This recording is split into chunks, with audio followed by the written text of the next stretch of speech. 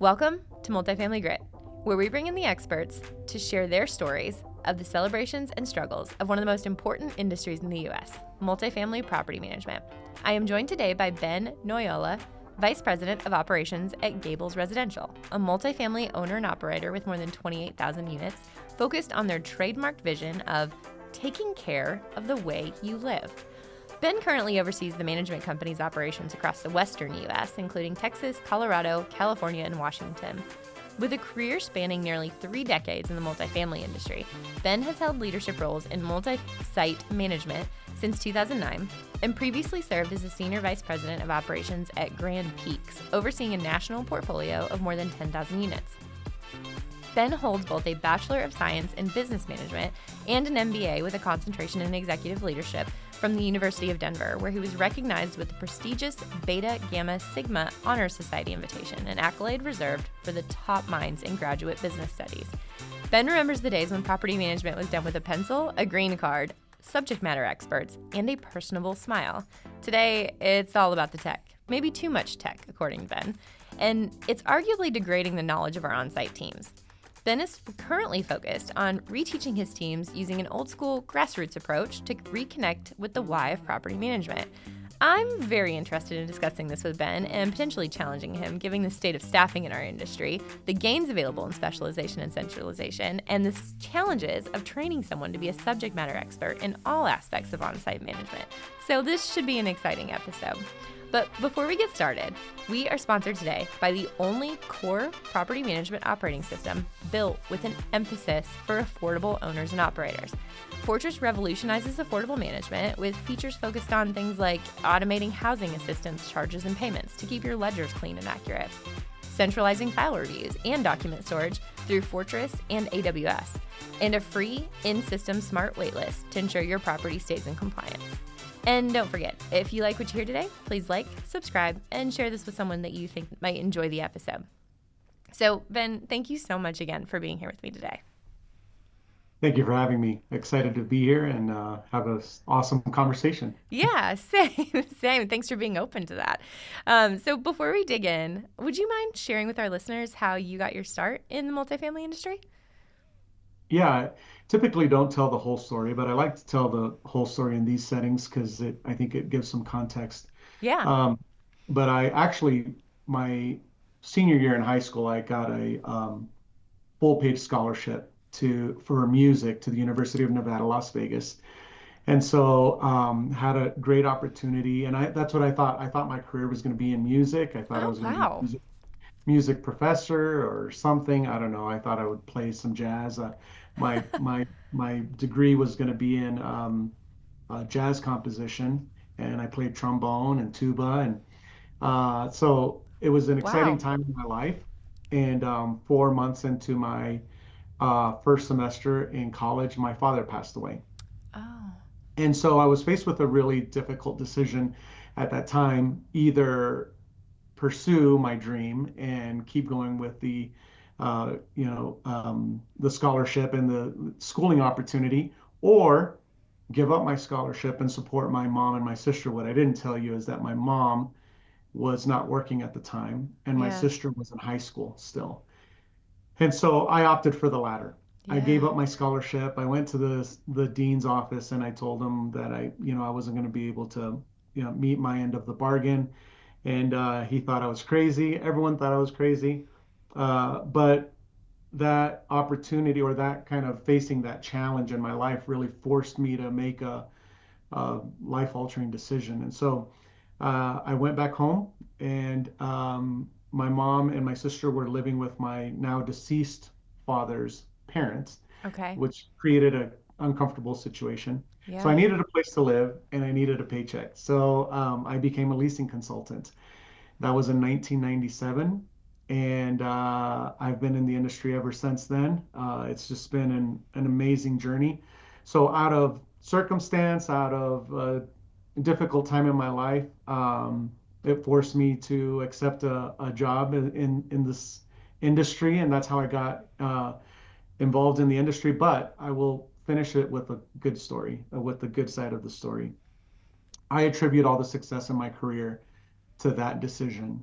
Um, when we make decisions in our lives that help others and put others first, um, you end up being blessed somehow. Yeah. It's funny how that works. And so I attribute all the blessings, all the opportunities, my role now with Gables and everything in the horizon and the brightness of my future is all directly attributed to the decision to give up my scholarship when I was 18 years old and take on the role of man of the house. And so that's how I got started. Yeah. Well, thank you for sharing that story. I imagine that was an incredibly difficult time. And I'm probably very similar to you in that way. I bear the responsibility of the world on my shoulders. So I would have done the same thing. I can 100% tell you that.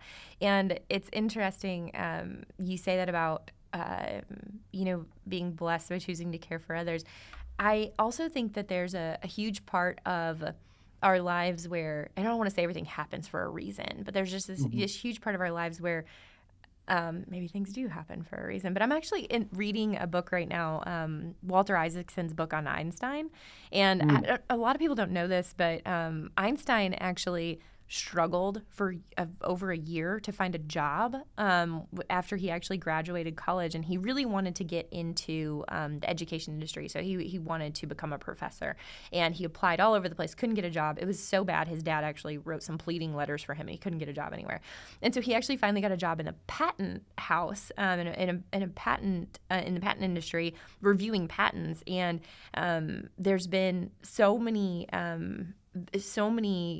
just researchers around Einstein in his life who have said that, but not for him not getting that job in education, but instead moving into patents, that he wouldn't have been who he was that day, because the patent industry at that time was really focused on like challenging everything that came Mm. in. So he got to be really challenging and like think outside the box and like push boundaries all the time, and just really almost like be the fighter in the room, versus the education industry at that time in the early 1900s was very stoic. Like, you don't push the boundaries, like you don't write papers that diss anyone else's papers. Sure, that's not the word they Yeah, used back then. But anyway, so it's just really funny. I think that, circumstances in our lives lead us to the place that we are, but not for those, you wouldn't end up where you're meant to be. So I think that's fantastic. definitely. Yeah, Yeah.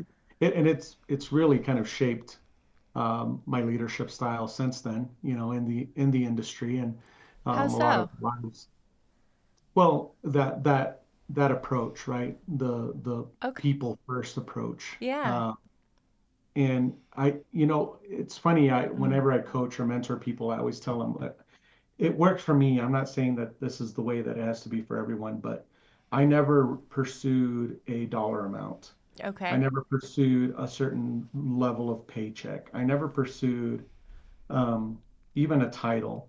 My goal was to ensure that those that were around me would succeed. Mm.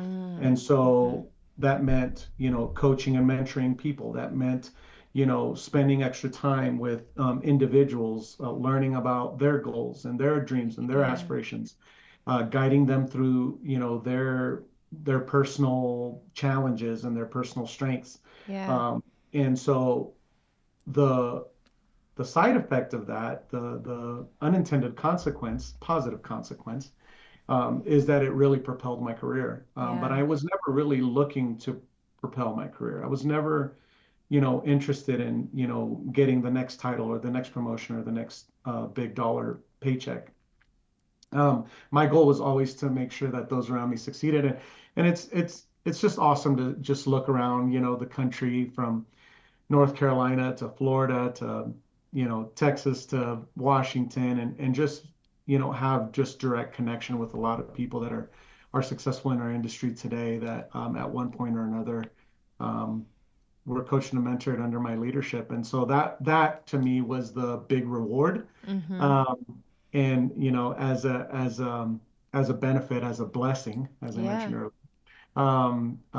it did help my career. And so yeah, that's just always been the approach. And I think a lot of that decision making and a lot of that approach started from the very beginning, Mm-hmm. started from when my father passed away. And And there's, a lot of smaller stories of sacrifices and things that we had to do at that time to get my sister through high school, to, we I inherited debt. I didn't inherit a life insurance policy. So paying off my dad's debt, making sure my mom was in a stable situation. So there were a lot of sacrifices, a lot of things, and that behavior, I think, Yeah.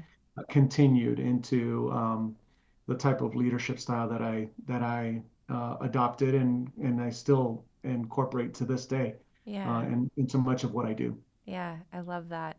And I don't want to put you on the spot, but you said something that I want to ask if you want to share. You mentioned that across the country there are people who are in positions that they're in and being successful at what they do, and a part of that is can be contributed to you having a part in their lives, or um, you being there for them or mentoring them. Is there anyone in particular that you think back on and you think, every time I think about this person and my experience with this person, I'm extremely proud of it, or like that was a meaningful story or an impactful story for that person, that specific person's life, that you'd want to share? Oh gosh, there's so many. Yeah. Um, One that comes to mind, her name is Jackie Eldridge. She is a director of marketing for CWS Apartment Homes, and I think she's still based in North Carolina. We worked together. She was actually a property manager under my purview, and it's really interesting because we've had many conversations since I left CWS, and she went through this kind of season where she didn't know really, and so we she didn't really know what was the next step for her career, and so I challenged her. I said, what are your strengths? What have we talked about? Yeah. What are you good at? And so, it really forced her to consider an opportunity outside of operations and the marketing side of our business. And now she's doing extremely well, really successful in that avenue. But it's those kinds of conversations, it's those one-on-ones that really bring out people's strengths and their ability. They're almost like a self-realization, like, oh yeah, I really am good at this, or Yeah. I didn't really consider. I just thought I'm in property management, so I should just be in operations, right? Like, should be a regional, and from a regional, I should be a VP, and from a VP, you just think of the proverbial ladder, and it's I love to look at things from outside the box, right? Just from a Mm-hmm. different perspective, and not try to fit people into a specific role, but rather what roles are out there that really would make you shine. Yeah. And so Jackie's one of them. Gosh, Morgan Peabody's another one. There are just so many people throughout the country. I would fail to mention somebody, so I'll stop there. But Yeah. but yeah, several, I would say several dozens of folks that are either VPs, directors, senior VPs, C-suite folks that I worked with at one point or another in their careers. So Yeah, I love that. And it's fun listening to you, watching you talk about them, because I feel like it's just as rewarding, if not more rewarding, for you in having helped them get to where they're at as it was for them. It's like the studies they've done on the dopamine release in the brain on yeah. giving a gift versus receiving a gift, that we actually receive a higher dopamine burst when we give the gift. Mhm. Mhm. So I think it's just such an incredible gift of leadership to have that opportunity to work with Yeah. those It's people. been extremely rewarding. Thank you. No, Yeah. I don't take it lightly. Every person that I coach or mentor, or that, even directly supervise, whether they want to be coached or mentored. Oftentimes it's the Miyagi approach, I call it. It's the Karate Kid approach, where you don't know you're being trained or you Yeah. don't know you're being coached. Uh, but it just brings a lot of satisfaction. So yeah, Yeah. Yeah. love it. I love that. Well, thank you for sharing. I could just tell the way you said it. You were so passionate about it. So thank you for sharing. And gosh, I have so many different things I want to talk to you about, but I'll start. I'll start with, you said that you started in multifamily in '97. Yeah. What was multifamily like then? Ah. Oh Lord, there's a lot. So I started out managing smaller buildings. I Okay. actually started out as a leasing consultant on 143 units, Okay. and then from there, became a property manager of these really small communities, Okay. 32 units, 40 units. At one point, I was both manager and maintenance, doing all of it, and these small communities were small enough, but they were so small that they really couldn't support the technology that exists, even the technology that existed back then. Yeah. Even though the technology back then was a DOS-based Yeah. rent roll, red and blue screen system, um, these smaller communities couldn't even afford that. Yeah. So we had these notebooks. They were like it was a green notepad. We call them green sheets, and it was the brand was Safeguard, and You within remember those, that. I love yeah, it. I remember it exactly. I love it. I can picture it in my head, and then you would slip these sheets, and these sheets were Oh, yeah. carbon copies, right? And on the top of the sheet was a receipt for rent payment.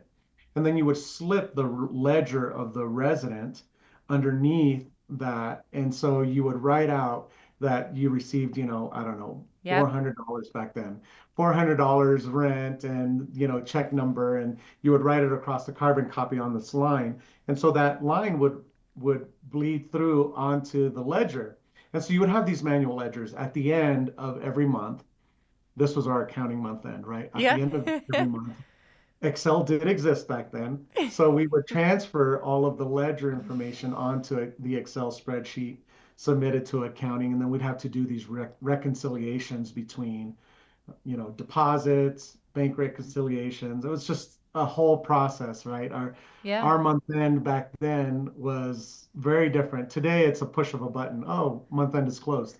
It wasn't like that back then. We had a lot more in the background that we had to do, and but that's what property management was like. Everything was paper card, guest cards.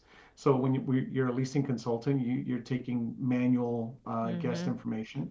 Then you would, all of our work orders were paper work orders.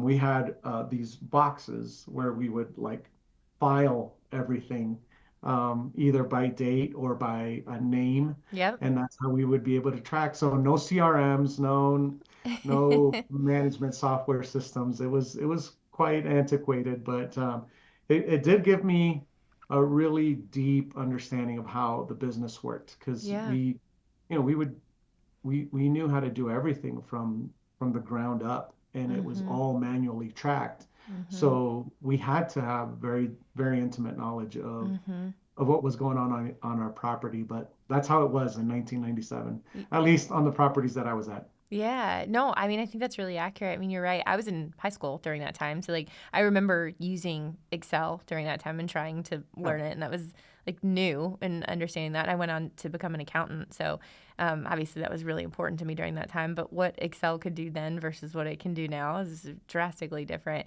And I was actually thinking about our conversation today and what sort of an analogy I could draw to it. And I remember when I think I was in middle school. The first time my dad's always been a little geeky and still today kind of like builds his own computers and stuff like that. And so when I was in middle school, my family did not have a lot of money, so it was a big deal. My dad brought home a computer for the first time, and he tried to show me how it worked, and we were figuring it out together. And it was like an old DOS-based program, right? And you had to understand how the computer worked in order to use the computer, right? You had to create commands and you had to understand how to tell the computer Yep. to do something. You didn't just click on an Excel button and then it just the app and then it just popped up and started working for you and then from there assumed what you wanted to do and just calculated everything. You actually had to understand the system and how it worked. Yep. And now today we don't, but we really don't, right? Like I don't think I need to understand how my computer works in order to, but you said, when you said that now AME is a click of a button, you had a little bit of disdain in your voice. So, so tell me how you feel about the way that the industry is being run today.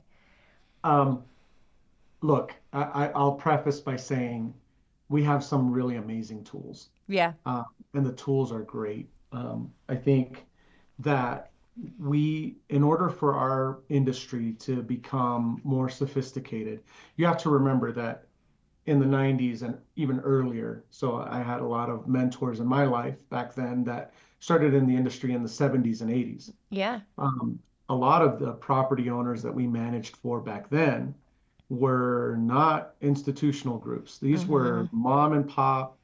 They had pooled their savings and they bought a highly levered property, and this was their retirement. Yeah. And that's just how it was. Yeah.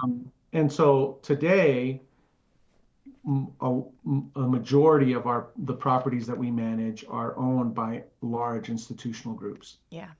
So, so I'll preface by saying that in order to get from operating a mom and pop operation to being sophisticated enough to produce the level of reporting that our institutional groups require and need in order to report back to their investors, um, we had to make the shift into a more sophisticated world. Mm-hmm. And so I don't belittle that and I don't discredit it, and nor do I think that it's not important. Yeah. I think it is important. The disdain that comes from my comment Thanks in for owning it. pressing the button is that those of us that operate have lost a lot of the intimate knowledge Mm-hmm. of how the system works. And Yeah. we've taken for granted that most things that we do are now a task. And so what it's done, in my opinion, this is my opinion. Yeah. I could probably write a book about it, but I don't know that there's a book out there about it that words it this way. But my opinion is that we have increased the sophistication of the business, but diminished the sophistication of the knowledge of our teams. Okay. And so that has created some problems. And so I find myself having to, teach a lot of very fundamental reasons why we do something that isn't just you click this button. Yeah. It's really easy to train people on systems and say, you go here, you click there, you go Yeah. there, and it's done. Mm-hmm. But what we're missing in a lot of the, advancement that we've created is that we've dumbed down the need to know why we're doing what we're doing. I'll give you a couple Oh, examples. thank you. So we have created wonderful CRM programs, right? Mm-hmm. And the customer experience is probably the customer today receives faster follow-up than ever before in our Absolutely. history. Mm-hmm. I mean, instantaneously, right? Mm-hmm. They could submit Yep. a interest card, and within 5 seconds, they get an email back giving them all the information. Yep. That's great, and there's a lot of good in that. But what ends up happening is the example that I want to share is that things are not as personalized anymore. Mm-hmm. And so even with the advancement of AI, where AI can produce a pretty darn good letter Mm-hmm. or a pretty darn good response, there's still that missing human element touch. Yeah. And so when you relegate our business to a task or doing the next task, you lose a lot of that why, the why behind it. Mm-hmm. And so I find myself, and we find ourselves, this is not just a Gables problem. I think it's all over our industry, having to remind our people, like, you might want to double check that AI generated letter. Yeah. Does it really address all of the specific needs that they spoke to or that they shared with you over the phone? Or does it kind of lean towards the personality of the person because you actually got to meet them in person? The computer won't know Yeah. their personality in the same way that you could as a human, another human being. that's one example Mm-hmm. of a plethora of different tasks that we have that used to be processes. Yeah. So things that once upon a time gave you the understanding of we do this, then this, then this, and then this, then this, and this is why we do it, and it all made sense and it connected the dots from beginning to end on the customer experience. Using that example, Mm-hmm. there are other examples, but using the customer experience example, now it's more of a task. Mm-hmm. The question now then becomes, did you press the button and did you press it within a certain amount of time? Yeah.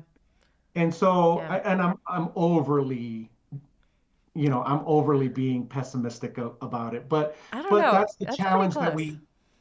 that's the challenge that we have in our Yeah. industry today is trying to reinsert the human element, and computers will never be able to replace things like compassion, things like care, things like interest.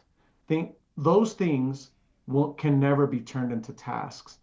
And we're quickly getting away from those behaviors Mm-hmm. because everything is just so quickly addressed at the push of a button. So Yeah. that's where my disdain comes from. Yeah.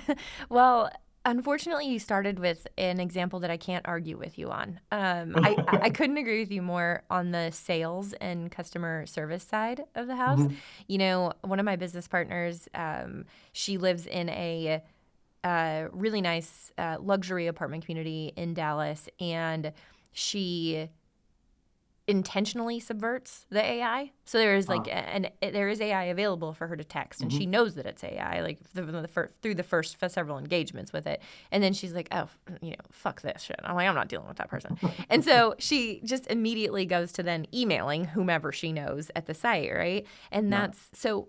AI is not there yet in a lot of ways, whether that's like the Mhm. compassion and the empathy and the interest side of things, or even just the basics. It's Yeah. not there yet. And, I know when I go to like chat with Amazon or whatever, if I need help with something, like until I get a real person, like if I have a bot, I'm just like pushing zero. Like customer service agent, agent, speak to agent.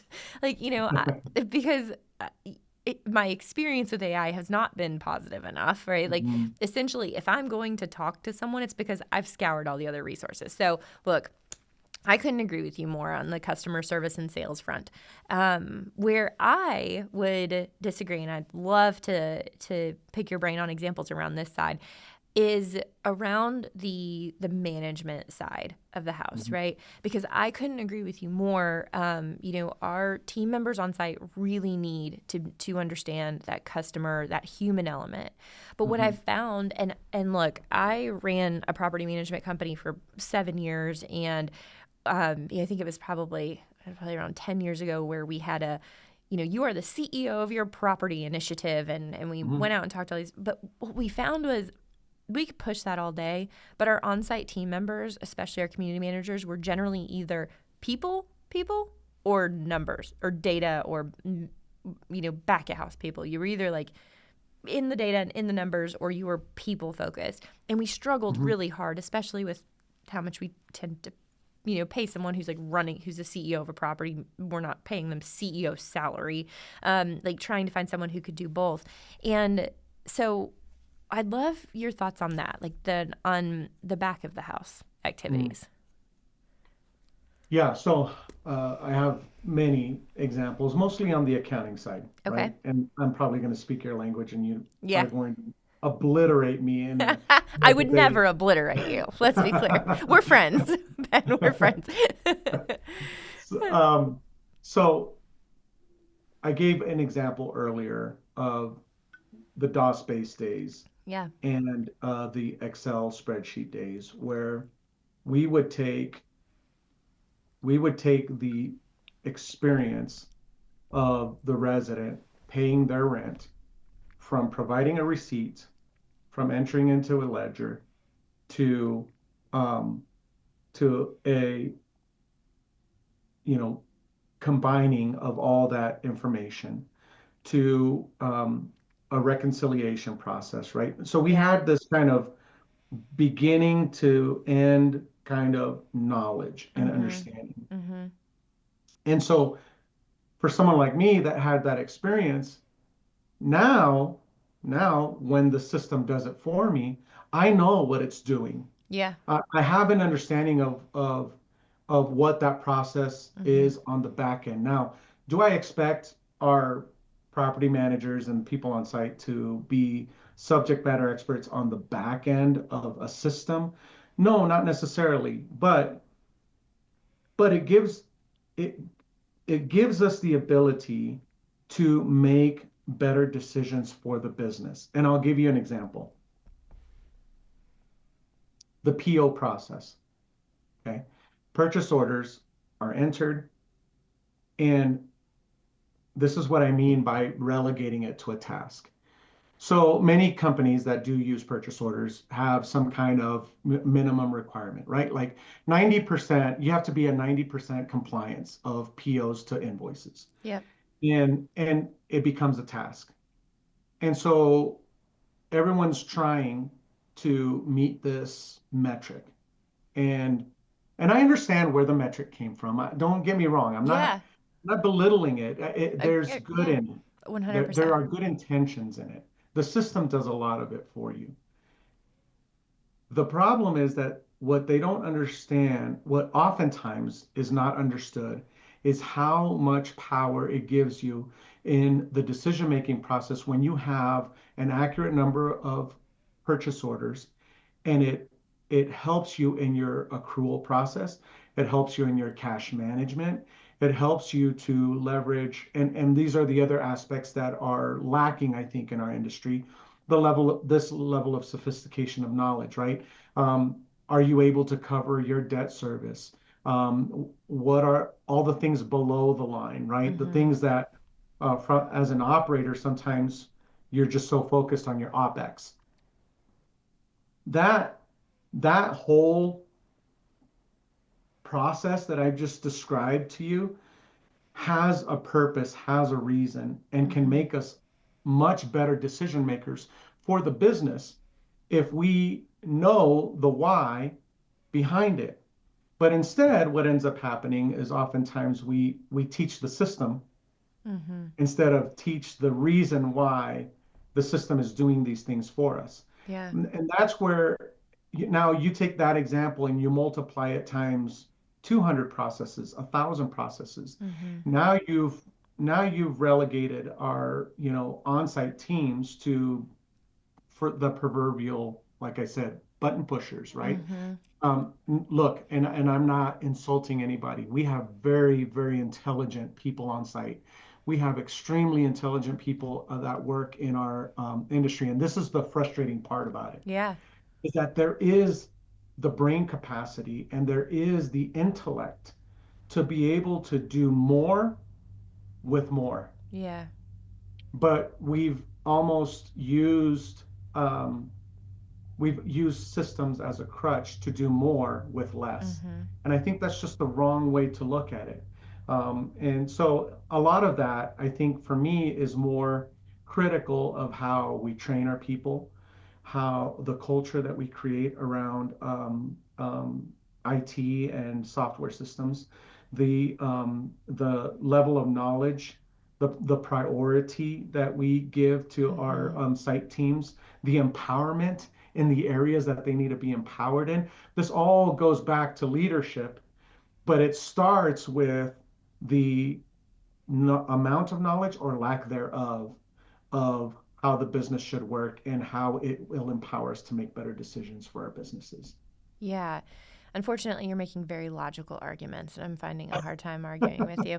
But the thought that comes to mind is that the the path forward for efficiency and accuracy is in many times a bit of the opposite of what you're describing, in that, yes, we do have really intelligent people, but that, for example, Henry Ford would argue it didn't matter how intelligent the people were who worked on building his cars.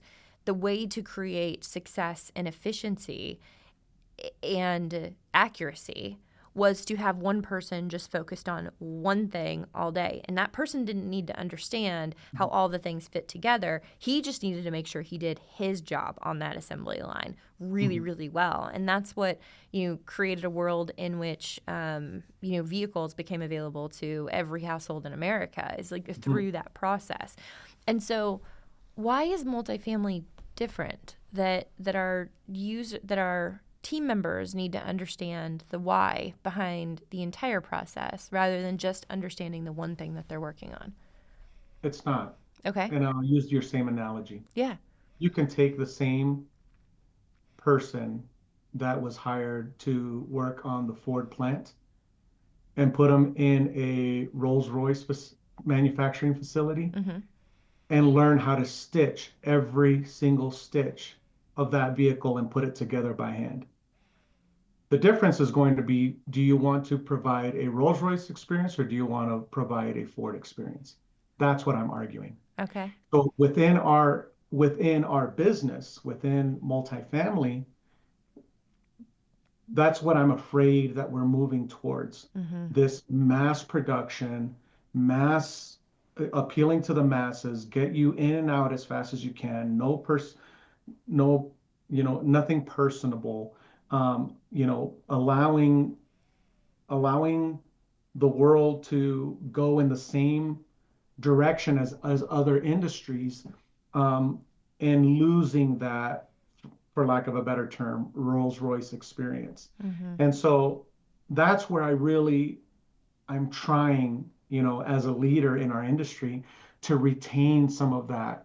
Again, going back to the personalization, the intimate knowledge of our business, the better decision-making processes, it goes on and on and on of all the areas that we have to have some tentacles, right? We have some Mm-hmm. tentacles in marketing as Mm-hmm. operators, in facilities, in capital projects, in accounting, I mean, it goes on and on. We can't be experts in everything, and that's where technology does help us, Mm-hmm. but it can't replace us. Yeah.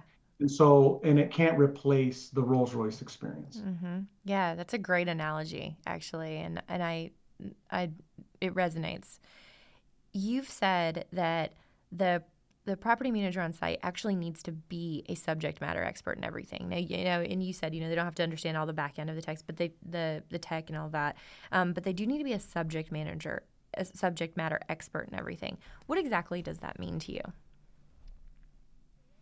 Um, well, there are many examples, but if I'm operating a property, I need to know what an SEO is in marketing terms. Wow. I need to know what an ROI is Yeah. in a capital project.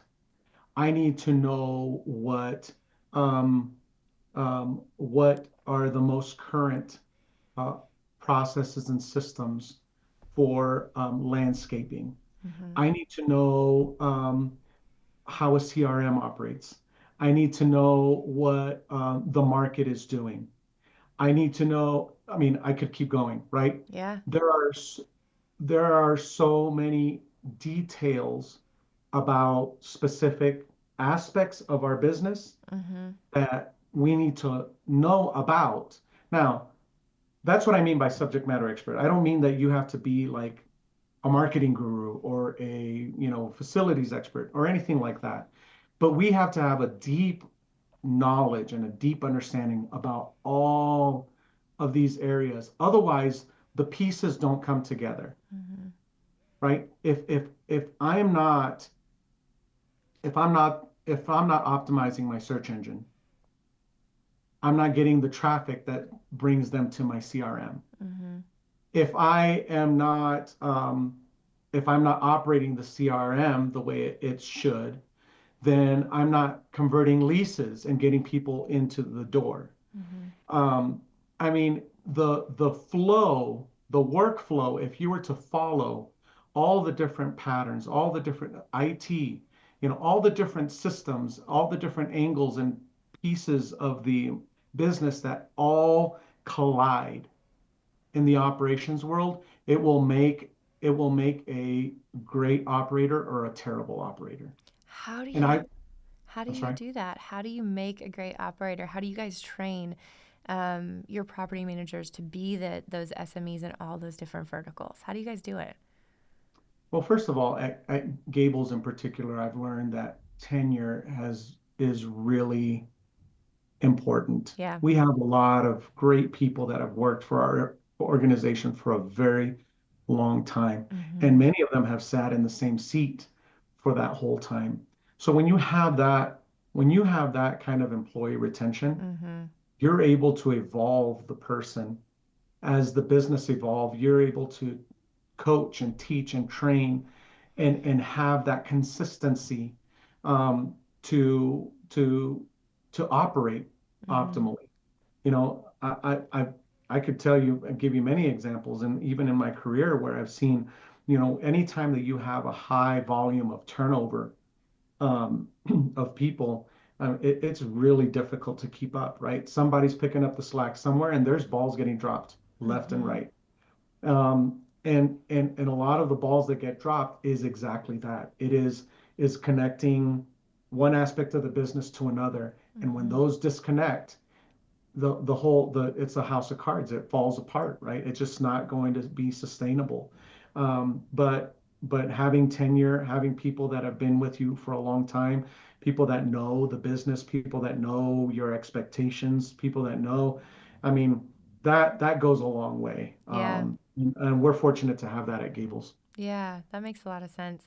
Do you do any sort of like specific training around this to create because whether it's through um, attrition by retirement or by bringing on new assets, you're gonna have new people. So how do you guys get them up to speed as quickly as that as Yeah, possible? that's a great question. We have a wonderful mentorship program. So nothing stays with the folks that are either retiring or moving on, right? Even though we Yeah. have really long tenured people, you're right. We're a growing Yeah. organization, and so we are going to acquire more properties. Here's the other thing too is we're really proud of our promotion rate. Oh, okay. So within our organization, we a lot of our people that grow through the ranks have learned from some of the best, Mm, some of these long tenured employees that have been here for a yeah. long time and just amazing people. But then we also have for those that do come new on board, like for example, we're opening a new market. We're going to be building a property in Salt Lake City. Well, we don't have Gables employees in Salt Lake City, and so we pair folks up with mentors, and Okay. our mentorship program is very detailed. I mean, it is A, B, C. I mean, it is a list, is a really extensive checklist of all the things that they need to know. And within that checklist is not just, like I said, the systems, the pushing the button systems piece. It's a lot of the internal knowledge Mm, of what we do and why we do it. And so that mentorship relationship continues with that employee throughout their entire life with Gables. They will always be paired with that person. yeah. That's their go-to person. Wow. Yeah, that makes a lot of sense, especially if you have that sort of tenure. Sounds like a phenomenal strategy that you guys are using. So, given this kind of structure around training the subject matter experts on site, I'm curious. Are you now, or have you ever um, had initiatives around specialization or centralization, however you want to call it, but essentially removing any of the functions, Yeah. the historically functions that were placed on site, and moving those into the corporate office? Yeah. So let me preface by saying centralization is a big buzzword in our industry It right is. now. Yeah, that's It's a why I big started buzzword. with specialization. Yeah, Yeah. it is. So and what I wanted to preface with is that there are organizations that have done centralization well Mm-hmm. in different areas. And there are organizations that have not done it well. Yeah. Um, Do you want to call them out by name? Oh, I no, was just gonna give you an opportunity. no, no, no. But I will tell you, I'll give you a good example of ones that have done it well. There is a local management company in Arizona called Mark Taylor. Really phenomenal group. I actually used to work for them, which is why I know a little bit about them. They have done centralization of the leasing part of the business really well. Mm-hmm. They do a really, really good job of it. Um, and at Gables, we are have also centralized, but we have centralized the admin aspect of our business. So, for example, managing resident ledgers, Oh, the eviction process, the what used to be called traditionally the assistant manager role, yeah. is now a centralized part of our business Okay. in through the customer care center, which we call it the CCC for short. If I had to compare um, the two schools of thought, I really like the centralization of the admin piece. It just makes more Mm-hmm. sense. Mm-hmm. Um, the leasing part of it, well, again, while Mark Taylor has done it extremely well, um, it can be goofed up pretty easily. And the reason I say that is because this is the customer's experience with the Mm-hmm. property, right? And so when you're centralizing that, you're taking it offsite. Um, it there's a lot that can go wrong there. And Mm-hmm. so I think what we have done at Gables is we've really focused on let's keep sales and service a big focus of our on-site teams. That's actually what we called our 2024, 2025 initiatives. It's the year of sales and service, Mm. I like that. where we really focused on the customer experience. We focused on everything that I mentioned to you earlier. I won't rehash all of that, but that's been a big part of our focus. And so what it left were those tasks or those responsibilities that used to be on property that are easier to centralize and less possible to goof up from a customer experience. And so it's proven to be a really successful launch Mm-hmm. for us, and we actually get questions about it all the time. As a matter of fact, it's really helped us in our third party business, where we've been able to sell this product that's part of who we are as an organization. Centralizing the administrative tasks on site, and when we explain to them why we did that and what our philosophy is, it it it really resonates with a lot of property owners. And so that's a little bit of, that's what I think when it comes to centralization. I think it's good if it's done right. Mm-hmm. But if you had to ask me which side of the business should be centralized first, for me it would be the administrative side. Yeah, yeah, that's interesting. I've seen groups do both sides of it well, so I really appreciate that you brought up Mark Taylor and the fact that they're doing the leasing side well. Mhm. I actually don't agree or disagree with you on which should be first. I think that I really think it depends on your motives and the problems that you Yeah. that you have in your office at the time. And so I love that you were able to provide both examples to our listeners. And I do have to feel like I need to apologize to our guests because I alluded to the fact that you and I were going to fight, but we did not at all. I agreed with all of your examples and I your count I, approach. cou- I Yeah. counter argued. Yeah, no, I don't. It was great. It was great, honestly. I agree with you on so many things, and I understand exactly where you're coming from, and it's really impressive. I agree. I think you put it really well. That's a hard thing to pull off, and I feel like the reason you're able to accomplish such a monumental feat at Gables is because of that tenure. Like if you can have that tenure, you Mhm. can have those mentors, then you can create like really high quality teams. But I think without that, it's really hard in our industry today with turnover, with our team members leaving this Yeah. industry in general because it is such a difficult industry. And so I think it's great. But I will, so I'm going to I'm actually going to turn the conversation just a little bit. Okay. So, speaking of turnover and speaking of you mentioning Mark Taylor, I noticed something, and please correct me if I'm wrong, but before moving to Gables, you actually took a break from property management for a couple of Good. years. I'd love to know what prompted that. Well, there are many reasons, professional reasons as well, but I'll stick to the Yeah. personal reasons. I actually decided to go back to school. Okay. So you shared in my bio that I have my MBA Yeah. with a concentration in executive leadership. I don't know, to be really transparent, I don't know that I would have been nominated for um, the Beta Gamma Sigma Honor Society recommendation. I don't know that I would have been able to graduate with a 4.0. I don't know that I would have been able to achieve some of the academic feats Yep. that I was able to if I hadn't taken a break. And Yeah. so that was the impetus, really the main impetus for me. Yeah. And so at the same time, I also was helping out at my church and doing working on from an operations, just operationally helping Mm-hmm. a nonprofit organization. And so that, kept a paycheck coming in, I guess you could say. But really, the main focus was my schooling. And as a matter of fact, I just did my hooding ceremony a couple weeks ago.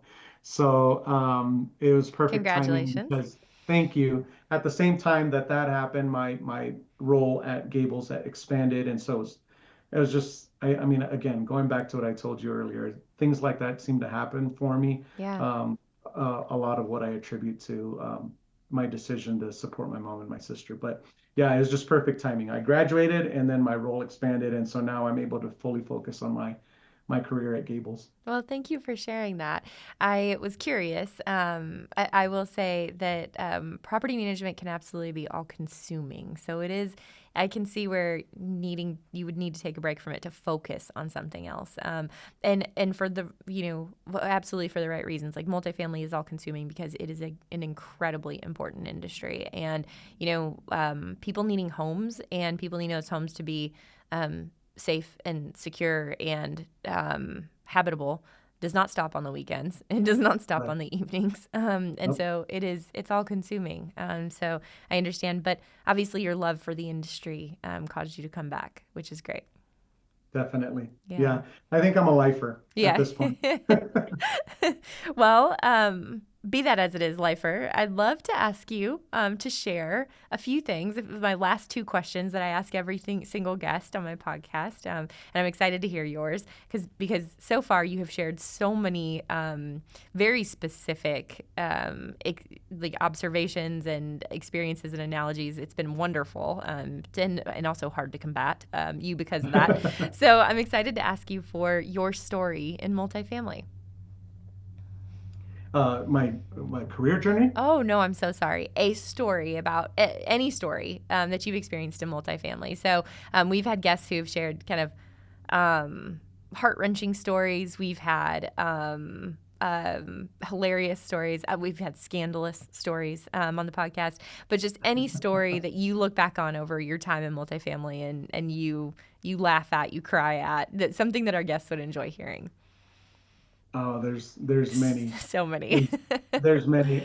Look, not to put a Debbie Downer on it, but I think some of the more difficult stories for me and more memorable ones were sad ones. Yeah. Uh, were just I worked on a apartment community in Phoenix, Arizona. This was really early in my career. I was an assistant manager, and I had a resident. His name was Joseph. I'll never forget him. He would come into the office all the time. He'd sit across my desk and he'd just chit chat. I actually got in trouble once because I let him stay at my desk too long talking, and kind of wasted some of my hours on the clock. But he was a very nice gentleman, sweet man, and you could tell that he didn't have anyone to talk to, or family wouldn't visit him, so this was his outlet, right? He like the site staff were his ability to have some adult conversation. Yeah. And man, he would share about his stories, about his war stories. Literally was in the war. He was in the Vietnam War, and so he would just bring a lot of this just life to the office. Um, but the sad part about it is that we actually had to find him deceased in his apartment Oh, because he didn't have family and no one was, checking in on him or, and so that's one of many stories like that where we, when we're working on site or working in this industry, we don't realize that we are their family. We're a yeah. lot of these residents' family. We're Yeah. their go-to. We're the only people that they Hmm. have to talk to. And I always remember that story anytime that I have to make a decision uh, about a resident, whether it's, waiving a late fee or Hmm. just anything that has to do with um, dealing with a decision that has to do with the resident's apartment or their living situation. I remember that story. I'm like, you just never know. This person, this conversation could be the only human conversation they have this week. And so I always keep that really close to the vest and just really kind of ponder on that from time to time. But Joseph is he's my litmus test of whether I'm being compassionate enough when I'm dealing with residents. Yeah, I think that's beautiful, and thank you for sharing that story. And ironically, in the last podcast I recorded, we ended the conversation with a question I'm going to ask you, which is to recommend a book. But when I asked him, my last podcast guest, to recommend a book, he recommended one about dying, actually. Oh And wow. yes, and so we had a small conversation about the impact and experience and importance of death and dying and accepting that. And I would say that that's it's beautiful that you guys were his family and that you were able to be there Mhm. for him at the end, Yeah. right? And that he was able to stay with you in that community and live there Hmm. until his end, which we will all experience. So Definitely. yeah, so thank you for sharing that story. And then my last question. Um, is there a book that you would like to recommend to our listeners? I have read, I had a year where my goal that year, and I do this to myself every year, I'll have some kind of personal goal.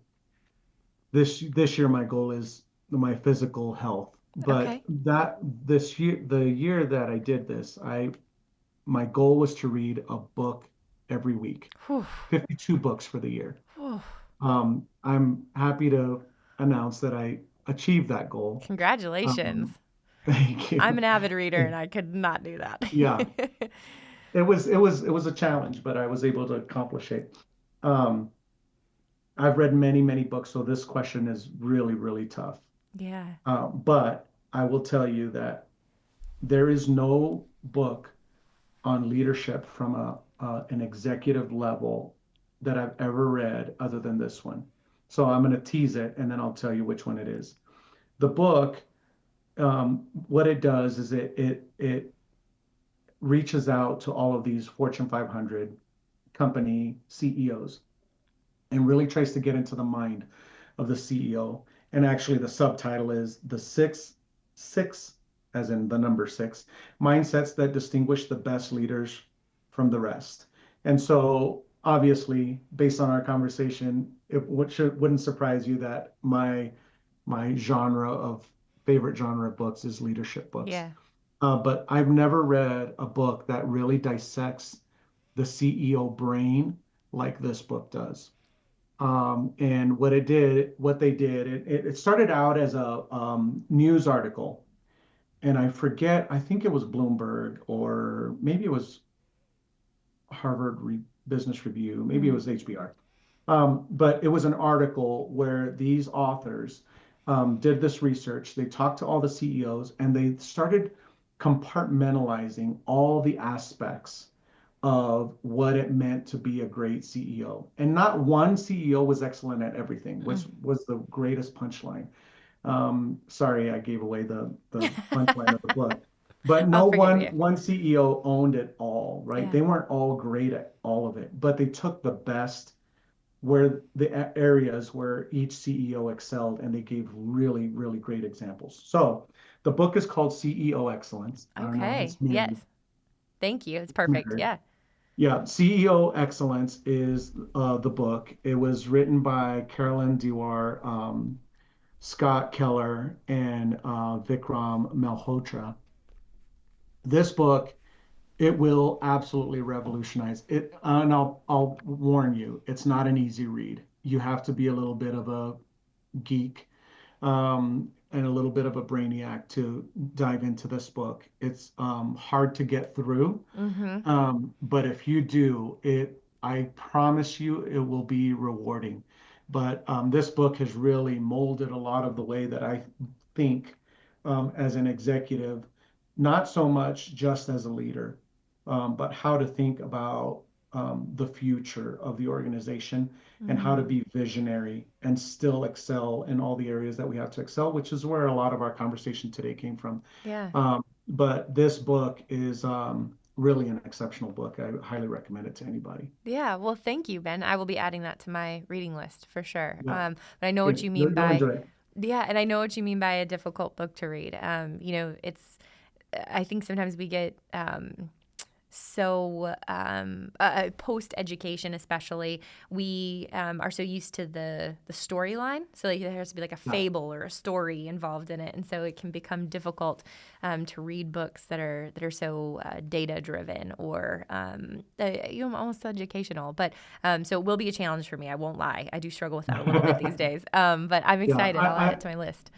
I also love one of my favorite authors is obviously Simon Sinek. Yeah. He's an amazing leadership author, but any of his books are pretty easy reads. Those are Yeah. great. But that one um, probably challenged me the most, and that's just kind of my personality, anyways. I need it to challenge me a little bit. Yeah. It'll blow your mind. Some of the nuggets that come out of that book are really things that you don't think about Yeah. being in a lower rank within an organization versus someone who has to sit in that top seat. It's pretty insightful. Oh, that's amazing. And thank you for distilling it down to one for us. Although now I want to ask you what 52 books you read during that year. So maybe we need to have another Someday, conversation. Yeah. someday. All right. Well, Ben, thank you so much for being here today. I've had such a great time chatting with you, and you've helped me actually reframe the way that I think about a few things. And I'm assured our listeners will feel the same way. So truly just grateful for you taking the time. I know how busy you are, and sharing your experiences and your thoughts with our listeners. It's my pleasure. Thank you for having me.